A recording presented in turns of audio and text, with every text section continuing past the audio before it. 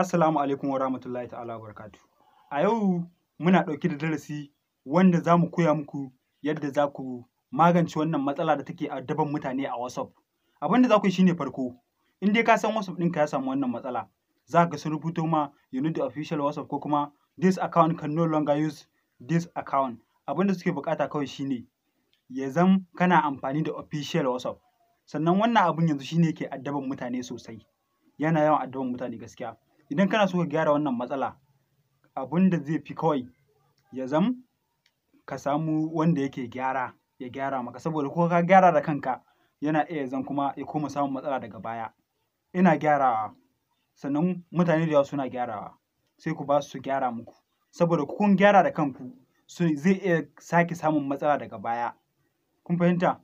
Sannan wannan abun idan kana buƙatar a koya ma yadda ake gyarawa, kai ma ka fara gyara wa mutane nasu, to za ka iya biyan kuɗi 5,000 ne, 5K 5,000 idan kana so a koya maka yadda ake gyara wannan WhatsApp ɗin. Idan aka koya maka kaga kai ma ka samu tankar sana'a, saboda yanzu abu ne wanda kullum za ka ga ko a unguwarku ba za ka rasa wanda zai ce yana da irin wannan matsala ba, saboda kullum ana samun mutane waɗanda WhatsApp ɗinsu yake lalacewa kamar haka nan. Abin da kawai za ka yi shi ne ka samu kai ma ka biya kuɗi ka fara. Insha Allah za ka ga mutane suna ta rabibi ka gyara musu nasu, saboda yanzu matsalar mafi yawanci ita ce ake fuskanta. Kana shiga WhatsApp ɗinka kawai ka fita kana komawa za ka shiga sai ka tarar da wannan matsala ɗin. Sun nuno ma ba ka amfani da official WhatsApp, kuma bayan ba haka ba ne, kana amfani da shi ne, amma kuma ko da sun nuno ma haka nan ka je kai downloading za ka kuma bai yi ba. To abin da za a yi kawai shi ne gyara ne, sai an yi gyara gaskiya. Idan kuna buƙatar shi ne sai ku ba su a gyara muku. Idan kuma kana so a koya maka za ka iya ba su 5,000 a koya maka.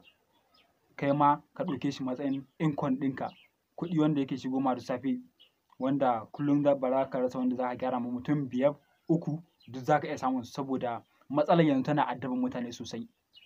Abin da za a yi shi ne ka ɗauki number ta gashi nan ka mun magana a WhatsApp, zan koya maka. Idan kana buƙata za ka biya kuɗi a koya maka. Idan kuma za ka ba su naka gyara, ka ɗauki number ta ko kuma ka ba wani wanda ka san ya iya gyara, wanda ka ga yana tallan ya iya gyara, ka ba shi ya gyara maka. Insha Allah za ka ga ya dawo daidai, babu wani matsala. To wannan hanya ce wadda za ku magance da wannan matsala wadda kuke fama da ita.